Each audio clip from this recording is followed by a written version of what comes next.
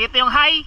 Sobrang liwanag mga amigo. Tingnan nyo naman, parang umaga. Kanyang battery mga amigo ay 5,000 mAh. 9 hours mga amigo bago malubat yung kanyang battery. Grabe, lupit! I-review po natin ito mga amigo, yung Supern SDL09L. Napabili po ako ng diving flashlight na ito kasi nga po marami na pong gumagamit nito. At maganda po yung review. Isa sa gumagamit ito mga amigo, si Drains Adventure po. Ginagamit niya po ito. Sa loob po ng box, meron po siyang lanyard, Type-C na cord. Siyempre po hindi po mawawala yung manual na hindi ko po binabasa. Yung kanyang charger ng battery niya, ayan po. Meron po siyang free na 3 o-ring. Ito yung kanyang flashlight. Wow!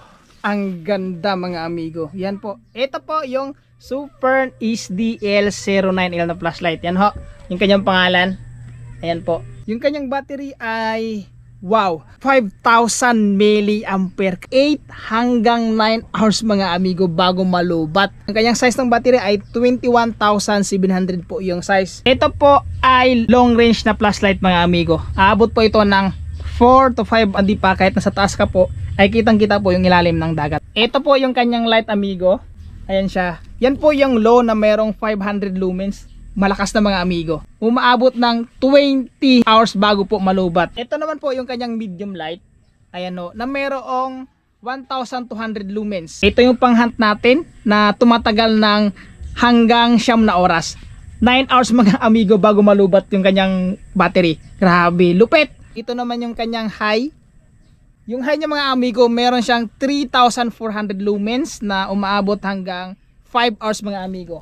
Ang liwanag, sobrang liwanag na yung mga amigo. Tapos ito naman yung kanyang turbo. Yan, sobrang lakas nito mga amigo. Umaabot ito ng 3 hours mga amigo. Merong 6,800 lumens. Kaya pala maliwanag talaga mga amigo yung kanyang light. Yung blinker naman niya mga amigo, yan, double click mo lang, blinker na po yan. Yan po. Long press kapag i-off natin. Yan. Ang kagandahan dito mga amigo, kapag matagal mo siyang hindi ginagamit, mga umaabot na hanggang 1 minute, meron po siyang lock. I-click po natin ng ganyan, isang press. Yan po. Ganun lang po yung lumalabas. Yan o. Yan po. Yan po yung kanyang lock. So, kailangan lang po nating i-double tap na siya mga amigo. Ayan. Kapag dinouble tap natin, automatic po bumabalik na po siya sa dati niyang light. Ito po yung light niya sa labas mga amigo. Yan po yung kanyang light. So, yan po, ang liwanag na mga amigo. So ito yung kanyang medium light pa lang yan mga amigo. Liwanag na. Ito yung high. Sobrang liwanag mga amigo. Tingnan nyo naman, parang umaga.